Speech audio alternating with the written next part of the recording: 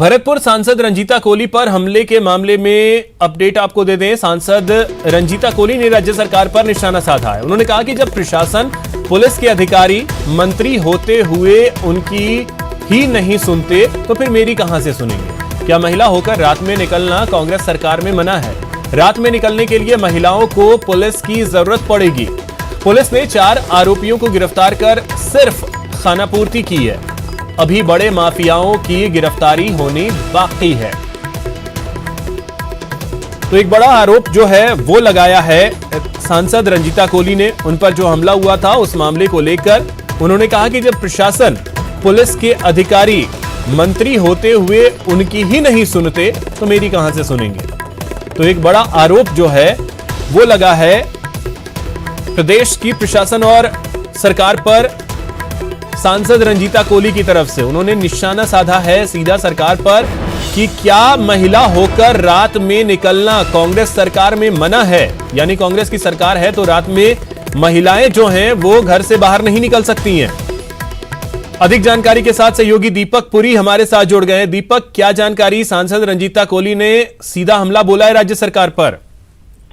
देखिए अभिषेक, बिल्कुल सांसद रंजीता कोली ने पर 7 अगस्त को जिस तरह से हमला हुआ और उस हमले में उन्होंने अब राज्य सरकार पर सीधा निशाना साधा है, क्योंकि कैबिनेट मंत्री विश्वेंद्र सिंह ने उनसे कुछ सवाल पूछे थे जिनका उन्होंने जवाब दिया है। और सवालों में उन्होंने ये कहा था कि आप रात को 11:30 बजे अंधेरे में क्यों गई। तो उन्होंने इस पर जवाब दिया है कि क्या अब महिलाओं को बाहर निकलने के लिए पुलिस का सहारा लेना पड़ेगा। क्या राजस्थान सरकार में महिलाएं इतनी सुरक्षित नहीं है कि वो अकेले में रात के अंधेरे में बाहर निकल सके। ये सारे जवाब जो है उन्होंने कैबिनेट मंत्री विश्वेंद्र सिंह को दिए हैं। और उन्होंने उन पर जो हमला हुआ था उसको लेकर के उन्होंने कहा है कि कांग्रेस सरकार के कुछ मंत्री जो हैं वो इस हमले को झूठा साबित कर रहे हैं। लेकिन उन्होंने कहा कि ये जो हमला हुआ था उसमें पुलिस ने 4 आरोपियों को गिरफ्तार किया है। अगर ये झूठा हमला था तो पुलिस ने 4 आरोपियों को गिरफ्तार क्यों किया। और उन्होंने कहा है कि जो है उन्होंने मंत्री विश्वेंद्र सिंह ने कहा था कि प्रशासन को क्यों नहीं बताया। तो उन्होंने कहा है कि प्रशासन को बताने से क्या होता है, आप ही ने एक बार बयान दिया था कि जो अधिकारी हैं वो आप ही की नहीं सुनते तो फिर वो मेरी कैसे सुनेंगे। ये सारे तमाम जो सवाल जवाब है उनको लेकर के अब सांसद रंजीता कोली पर जो हमला हुआ था उसमें सियासी जो सरगर्मियां हैं वो तेज होती जा रही है। जी अभिषेक, बिल्कुल, सरगर्मियां तो तेज होती जा रही हैं, लेकिन अब इसमें दीपक हम देखें तो सवाल जवाब भले ही जो भी हो, लेकिन उन सब से इतर हट करके हमले जो हुए उन सब से इतर हट करके अब सियासत ज्यादा होती दिख रही है। बिल्कुल, देखिए सियासत तो इसमें हो ही रही है। पुलिस जो है वो अपना बचाव कर रही है, प्रशासन अपना बचाव कर रहा है। और साफ तौर पर जिस तरह से 7 अगस्त को जो रात में हमला हुआ था वहां पर पुलिस ने 6 ट्रक पकड़े थे और उन 6 ट्रकों में से 4 के पास दस्तावेज नहीं थे। और 4 दस्तावेज नहीं थे तो उसमें खनिज विभाग ने FIR दर्ज कराई और उन 4 ट्रकों को अवैध माना है। लेकिन प्रशासन और सरकार बार बार कह रही है कि वहाँ अवैध खनन नहीं हो रहा है, जबकि सांसद द्वारा लगातार सवाल उठाए जा रहे हैं कि वहाँ अवैध खनन हो रहा है। बहुत शुक्रिया दीपक आपका तमाम जानकारी के लिए। राजस्थान छात्र संघ चुनाव 2022 छात्र संघ चुनाव को लेकर आचार संहिता लागू हो गई है। चुनाव की अधिसूचना जारी होने के साथ ही आचार संहिता लागू हुई। यूनिवर्सिटी कैंपस में आचार संहिता लगने के बाद रैली, पोस्टर, छात्र नेताओं की भीड़ पर पाबंदी रहेगी। छात्र नेता डोर टू डोर कैंपेनिंग कर सकते हैं। लवली हमारे सहयोगी अधिक जानकारी के साथ जुड़ गए। लवली, बिगुल बज गया है छात्र संघ चुनाव का। देखिए, बिल्कुल छात्र संघ चुनाव का बिगुल बज चुका है। अधिसूचना जो है वो अब से कुछ देर बाद में जारी होने की जो प्रोसेस है वो शुरू कर दी गई है। अधिसूचना जैसे ही जारी होगी उसके तत्काल बाद जो है अधिसूचना के साथ ही आचार संहिता अपने आप जो है वो प्रभावी हो जाएगी। इस दौरान धारा 144 का भी प्रभावी उपयोग जो है वो राजस्थान की सरकार के जो अलग अलग इलाके हैं वहाँ के थाना और SDM जो है वो उसका उपयोग कर सकेंगे। राजस्थान की जो 16 यूनिवर्सिटीज हैं बड़ी गवर्नमेंट की और उसके अधीन आने वाले जो करीब 3000 से ज्यादा कॉलेज प्राइवेट और 2000 से ज्यादा गवर्नमेंट कॉलेजेस हैं, वहां पर ये छात्र संघ के चुनाव होने जा रहे हैं। कानून व्यवस्था को सुचारू बनाना और साथ में शुचिता के साथ में चुनाव को संपन्न करवाना एक बड़ा चैलेंज होगा राजस्थान के उच्च शिक्षा विभाग के लिए, सरकार के लिए। फिलहाल तमाम जो इलाके हैं वहां पर छात्र संघ चुनाव से जुड़ा हुआ अपडेट जो है वो सरकार लगातार ले रही है और इसके लिए सरकार ने नोडल अफसरों की नियुक्ति भी की है। 27 तारीख को 26 तारीख को मतदान होगा, 27 को मतगणना होगी, जिसके बाद में 28 तारीख को आचार संहिता निष्क्रिय हो जाएगी राजस्थान के तमाम उन इलाकों के अंदर जहां पर विश्वविद्यालयों के अंदर चुनाव होने जा रहे हैं। चुनाव के अंदर आपको बता दें कि पिछले 3 सालों के बाद में कोरोना काल के चलते चुनाव नहीं हो पाए थे। 3 साल बाद में राजस्थान के अंदर छात्र संघ के जो चुनाव है वो होने जा रहे हैं। छात्र संघ चुनाव के टिकटों की अगर हम बात करें तो 18 तारीख तक टिकट जो है वो जारी होंगे। 19 तारीख को आवेदन की अंतिम तिथि है। टिकट जो भी प्रत्याशी होंगे वो अपना आवेदन कर सकेंगे और मतदाता सूचियों का प्रकाशन जो है वो भी 19 तारीख तक जो है करने की जो प्रक्रिया है वो पूरी यहाँ पर राजस्थान के जो तमाम विश्वविद्यालय वहां पर की जाएगी। इस बार एक नया नियम लागू किया गया है कि अगर पर जो भी व्यक्ति छात्र संघ चुनाव लड़ना चाहता है उसने अपने मौजूदा सेमेस्टर के सभी पेपर्स में उसकी भागीदारी होनी चाहिए, परीक्षा में भागीदारी होनी चाहिए। अगर उसने एक भी पेपर में वो एब्सेंट रहा है, वो वंचित रहा है, तो वो छात्र संघ का चुनाव नहीं लड़ पाएगा। इसी तरह से जो तमाम अन्य तरह के जो नियम हैं, कायदे कानून हैं, वो यहाँ पर लागू हैं और पूरी तरह से जो छात्र संघ चुनाव है उसे पारदर्शी बनाने के लिए और बैलेट पेपर का उपयोग करते हुए इस चुनाव को संपन्न करवाने के लिए शासन प्रशासन ने कमर कस ली है। राजस्थान के जो उच्च शिक्षा मंत्री हैं राजेंद्र यादव, उन्होंने तमाम विश्वविद्यालयों के साथ में बातचीत की है, उन्होंने डायरेक्शंस जारी किए हैं और उच्च शिक्षा विभाग भी लगातार जो है वो विश्वविद्यालयों के संपर्क में है। इसके लिए विश्वविद्यालयों के साथ में जो तमाम चुनाव अधिकारियों की नियुक्ति का काम जो है वो भी किया जा चुका है और सभी विश्वविद्यालयों के जो चुनाव अधिकारी होंगे उनकी देखरेख में चुनाव संपन्न कराना उनकी एक बड़ी जिम्मेदारी होगी, जिसमें वाइस चांसलर से लेकर के तमाम लोग जो है वो पूरी तरह शामिल होंगे। जयपुर में इस बार मतदान खास होगा क्योंकि करीब 28,000 छात्र जो है उनका रजिस्ट्रेशन बताया जा रहा है संभावित, जिनका मतदान होगा और उन 28,000 की मतगणना जो है वहां होगी जहां पर विधानसभा और लोकसभा की मतगणना होती है। इस बार मतगणना का स्थल जयपुर में सुरक्षा कारणों के चलते और अन्य कारणों के चलते बदला जा रहा है, जहां पर मतगणना होगी।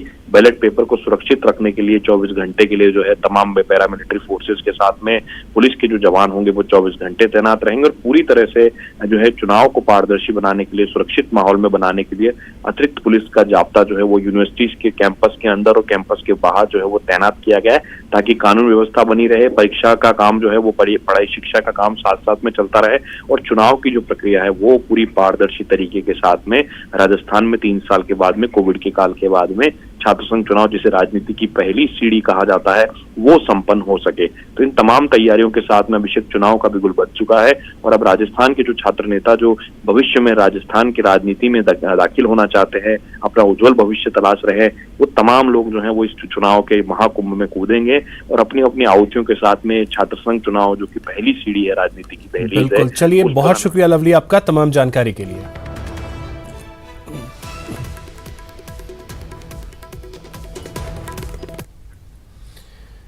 बनास का जल स्तर लगातार बढ़ता जा रहा है। भीलवाड़ा में बनास नदी में पानी की आवक लगातार बढ़ने की वजह से जलस्तर बढ़ा है। देर रात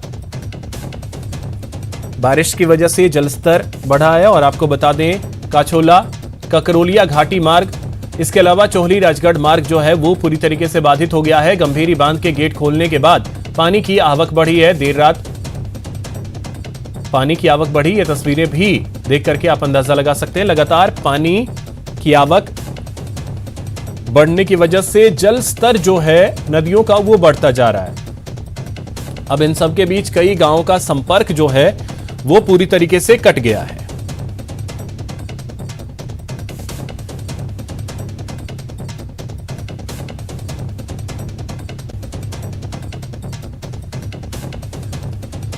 तो ये तस्वीरें आप देखें, लगातार पानी की आवक और इसकी वजह से नदी नाले जो हैं वो पूरी तरीके से उफान पर हैं। कई जगहों पर पुलिया जो है उस पर पानी की चादर की वजह से आवागमन भी ठप हुआ है। लोगों को वैसे इलाकों से जहां पे पानी की आवक ज्यादा है, पानी की तेज धार है, वहां से दूर रहने के लिए कहा गया है। उनसे अपील की गई है कि वैसे जगहों पर ना जाएं।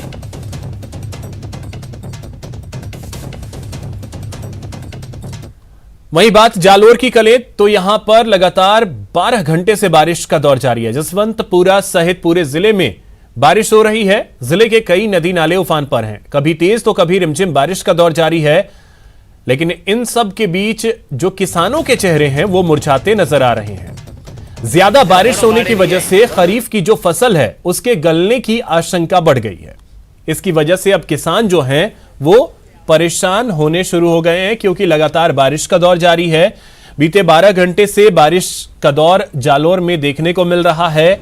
नदी नाले उफान पर हैं। हालांकि रुक रुक कर बारिश हो रही है, तो निचले इलाकों में जलभराव की समस्या तो फिलहाल नहीं है, लेकिन किसानों के चेहरे जो हैं वो अब मुरझाने शुरू हो गए, क्योंकि लगातार बारिश होने की वजह से जो उनकी फसल है उसके गलने की आशंका अब बढ़ गई।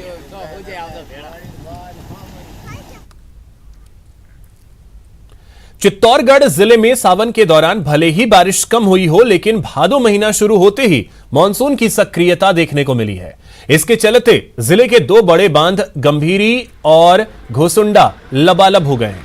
इन बांधों में पानी की आवक के बाद पानी की निकासी की जा रही है, लेकिन इस दौरान लोगों की लापरवाही भी देखने को मिल रही है। गंभीरी बांध से निकाले जा रहे पानी के रास्ते पर गांव अरनिया जोशी और अरनोदा को जोड़ने वाली पुलिया है, जिससे तेज बहाव से पानी निकल रहा है, लेकिन इसके बावजूद लोग अपनी जान जोखिम में डालकर मछलियां पकड़ने की कोशिश करते दिखाई दे रहे हैं। वहीं दूसरी ओर इस रास्ते पर सुरक्षा के कोई इंतजाम नहीं होने से भी लोग बेरोक टोक अपनी मनमानी कर रहे हैं।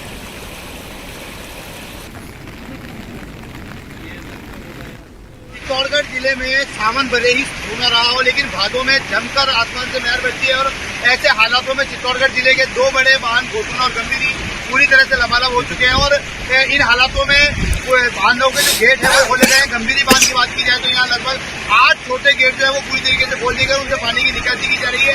मध्य प्रदेश क्षेत्र से आने वाला पानी गंभीरी बांध में पहुंचा और इन सबके बीच मैं कैमरा पर्सन से कहूँगा, इस वक्त हम मौजूद है गंभीरी बांध की रेपड़ स्थल पर, जहाँ बड़ी संख्या में लोग भी मौजूद है और ये वो रास्ता है जो गंभीरी बांध और अरनिया गांव को, अरनोदा गांव को आपस में जोड़ता है और इस पूरे रास्ते पर पानी भर चुका है और कई हालातों में लोग जो है यहाँ मौजूद है और मछलियां पकड़ने के लिए या रास्ता पार करने या गंभीरी बांध को देखने के लिए लोग बड़ी संख्या में है। यहाँ सुरक्षा कोई इंतजाम नहीं है। ऐसे हालातों में प्रदेश में लगातार जिस तरह की स्थितियां बन रही है, लगातार हादसों की स्थितियां सामने आ रही है, ऐसे में कहीं नहीं गंभीरी बांध की जो सुरक्षा की स्थिति है उसे लेकर गंभीरता दिखाई देने की जरूरत है। फिलहाल गंभीरी बांध में लगातार पानी की आवक मध्य प्रदेश क्षेत्र से जारी है और इन सबके बीच गंभीरी बांध के जो गेट खोले गए उनका निरीक्षण चित्तौड़गढ़ जिला कलेक्टर ने किया और आवश्यक दिशा निर्देश दिए और आने वाले समय में यदि मानसून और मेहरबान रहता है और लगातार बारिश का दौर इन सबके बीच जारी रहता है तो आने वाले समय में बड़े गेट भी खोले जाने की पूरी संभावना है। कैमरा पर्सन मोहित के साथ सुभाष जयरागी, न्यूज 18 चित्तौड़गढ़। बारां जिले के नवाबपुरा गांव में पुलिया के ऊपर पानी की तेज चादर बह रही है, जिसके चलते ग्रामीण और स्कूल जाने वाले बच्चों को भारी परेशानी का सामना करना पड़ रहा है। गांव के सरकारी स्कूल को आने जाने वाला यही एक रास्ता है जो इस बरसाती नदी से होकर जाता है। इस नदी पर बनी पुलिया के काफी नीचे होने के चलते तेज बारिश में इस पुलिया के ऊपर से पानी बहने लगता है। यहां बनी यह पुलिया कई वर्षों से क्षतिग्रस्त है। ऐसे में भारी बारिश के चलते स्कूल जाने वाले बच्चों को परेशानी का सामना करना पड़ता है। तो ये तस्वीरें आप देखिए, बारां की ये तस्वीरें जहां पर बच्चों को भारी परेशानी होती है जब उन्हें इस बारिश में इस पुलिया को पार करना पड़ता है, क्योंकि पुलिया के ऊपर से पानी बह रहा होता है और ऐसे में जान जोखिम में डालकर इन बच्चों को स्कूल जाना पड़ता है। ये तस्वीरें आप देखें, कई बार अभिभावकों को खासी परेशानी होती है बच्चों को कंधे पर डालकर इस पुलिया को अभिभावक जो हैं वो पार करवाते हैं। ये तस्वीरें आप देखें, बारां से ये तस्वीरें सामने आई। खबर भीलवाड़ा से है, जहां पानी की आवक बढ़ने की वजह से बनास नदी का जल स्तर बढ़ा है।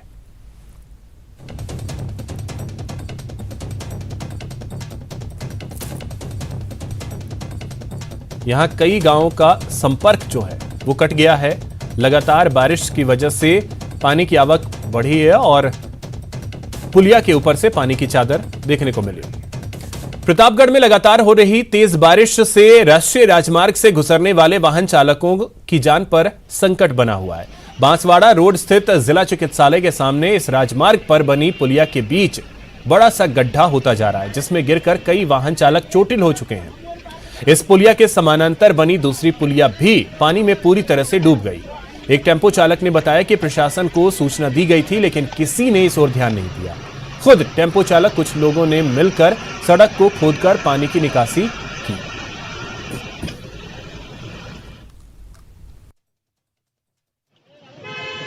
मैं हॉस्पिटल से टेम्पो चलाता हूँ। यहाँ पे सुबह मतलब कि मैं टेम्पो लेके आया, उस टाइम पे 3 जने यहाँ पे गिरे हैं जो वो पुलिया में गिर जाते। तो ये हम लोग आए टेम्पो वाले और ये यहाँ पे बिल्कुल इसके सारे मुड़के बंद पड़े थे, पुलिया के पानी भरा हुआ था। जो हमने टेम्पो वाले ने हॉस्पिटल के स्टाफ ने ये सारे मुड़के चालू करे और नीचे की जो ये पुलिया है ये इसके ऊपर 3-3, 4-4 फीट पानी चढ़ रहा है और ऊपर ही से ही इसका रास्ता है अभी आने जाने का। और यहाँ बहुत बड़े बड़े खड्डे हो रहे हैं।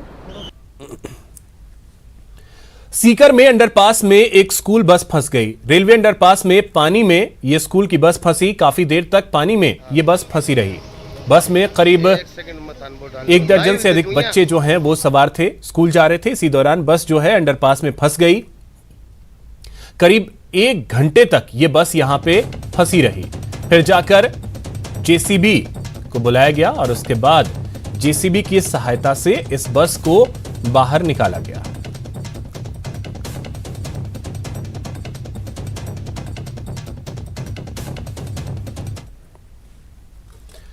खबर उदयपुर से है, जहां गोगुंदा पिंडवाड़ा हाईवे पर पहाड़ों से चट्टाने और मलबा गिरा है।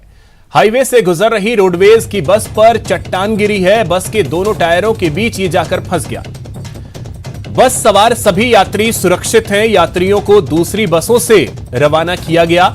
खोखरिया नाल के पास यह हादसा हुआ। हाईवे पेट्रोलिंग की टीम मौके पर पहुंची।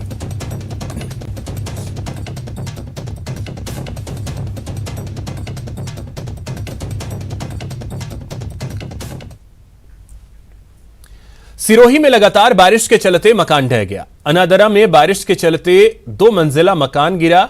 रामदेव मंदिर के सामने यह मकान जो कि जर्जर अवस्था में था वो गिर गया। हादसे में किसी प्रकार की जनहानि नहीं हुई, ये राहत की बात रही। पिछले कई सालों से इस मकान की अवस्था जो है वो जर्जर थी। सिरोही जिले में बीते 12 घंटे से लगातार बारिश का दौर जारी है, जिसकी वजह से यह मकान धराशायी हो गया।